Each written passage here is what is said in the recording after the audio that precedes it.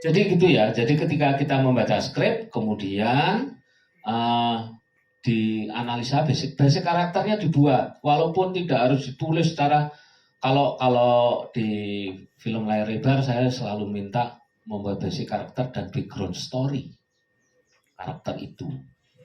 Kalau teman-teman ini nanti mau mencoba mempraktekkan dan merasakan bedanya, gimana kalau saya itu sekedar menghafalkan naskah dan bagaimana kalau saya benar-benar mendalami karakternya, itu akan terasa nanti. Teman-teman pasti akan merasakan perbedaannya seperti apa, gitu ya. Basic karakter itu kan macam-macam. Ada fisiologis, psikologis, dan sosiologis. Nah ini kalau teman-teman mau upgrade ke supporting, ini harus tahu. Fisiknya seperti apa, ya kan? Kalau kita ngomongin fisik, rambutnya panjang, apa berkacamata, oke, itu fisik ya. Tapi yang jarang disentuh aktor, cara jalannya gimana? Dia kalau istilahnya, misalnya dia dipanggil orang seperti apa? Cara nolehnya gimana? Itu setiap karakter harus beda. Setiap kita di film yang satu dan film berikutnya harus beda. Nah ini yang kemudian menjadi keunggulan, menjadi selling point, menjadi nilai jual seorang aktor. Dia bisa menyajikan karakter yang berbeda walaupun tubuhnya sama, tapi dia harus melalui proses yang detail. Fisik ya, psikologis. Nah ini lebih rumit lagi. Saya kalau bilang emang enak jadi bintang film, kalau anak-anak kelas tahu tuh. Kalau aku, mereka sudah tersiok-siok dengan proses, saya selalu bilang emang enak jadi bintang film, makan tuh bintang film, saya selalu gitu. Ya, dalam arti ini sebuah hal positif ya.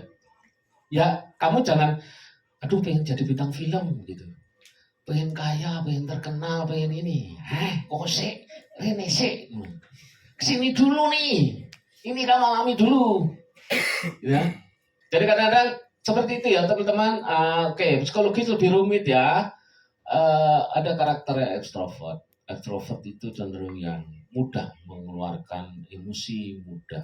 Kayak saya ini ekstrovert nih. Saya kaget tau. Nah, ini saya sengaja. Ini saya menjadi ekstrovert nih sekarang. Jadi ekstrovert, introvert, ada ambivert. Kemudian sosiologis. Dia lahir dari keluarga mana? Bapak ibunya kerjaannya apa? Ya, itu harus dibuat. Kalau sutradara atau bagian penyutradara atau penulis naskah tidak bisa menyediakan hal tersebut, aktornya yang harus inisiatif membuat sendiri, kemudian itu menjadi bahan diskusi. Kalau ditanyakan, kalau tidak, simpan itu, dan itu menjadi, kenapa itu penting? Karena itu menjadi bahan untuk motivasi setiap kali kita berakting di depan kamera. Di Instagram saya, di YouTube saya selalu bilang bahwa apa yang terjadi di depan kamera pada saat casting maupun syuting itu adalah karakter yang mengalami peristiwa untuk pertama kalinya, bukan aktor yang mempresentasikan hasil latihannya. Jadi ketika teman-teman itu berada di depan kamera, itu adalah kejadian pertama kali. Walaupun kita sudah melatihkannya 1000 kali, itu yang sulit. Dan kita sebagai aktor jangan sok tahu. Ya. Jangan sok tahu dalam arti begini.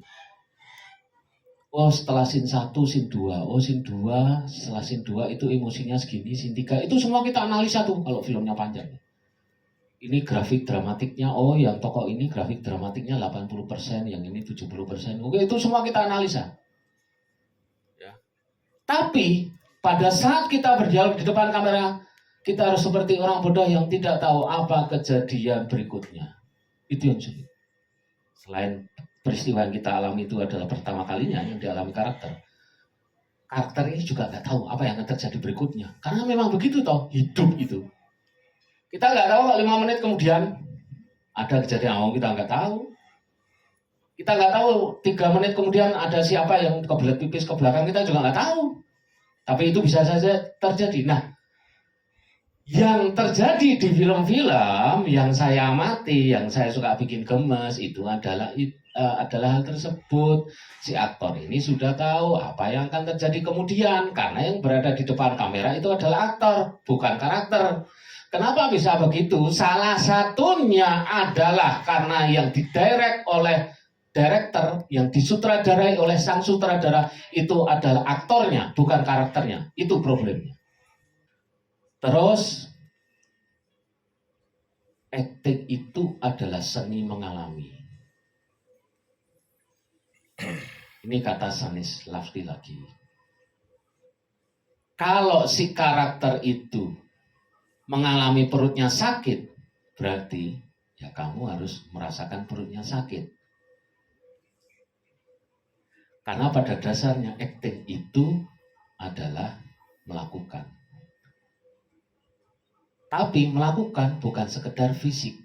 Ingat ya, kita dari rumah sampai ke sini itu melakukan itu. Kita melakukan perjalanan dari rumah sampai ke sini. Tapi apa saja bagian tubuh kita yang terlibat? Pikiran kita terlibat, perasaan kita terlibat, otot-otot kita terlibat, semuanya terlibat dari dalam tubuh kita. Itu sekedar melakukan perjalanan. Bagaimana dengan perjalanan emosional seorang karakter? Itu harus kita lakukan. Dan untuk menutup penjelasan saya, nanti bisa dilanjutkan dengan ngobrol-ngobrol. Saya mau membuat satu kesimpulan. Karena tadi karakter mengalami peristiwa untuk pertama kalinya di depan kamera, satu. Terus yang berikutnya, yang terakhir ini tadi, ya, kita tidak tahu apa yang terjadi kemudian. Terus acting itu melakukan. Maka cara terbaik untuk acting adalah jangan berakting. Udah, itu aja dari saya.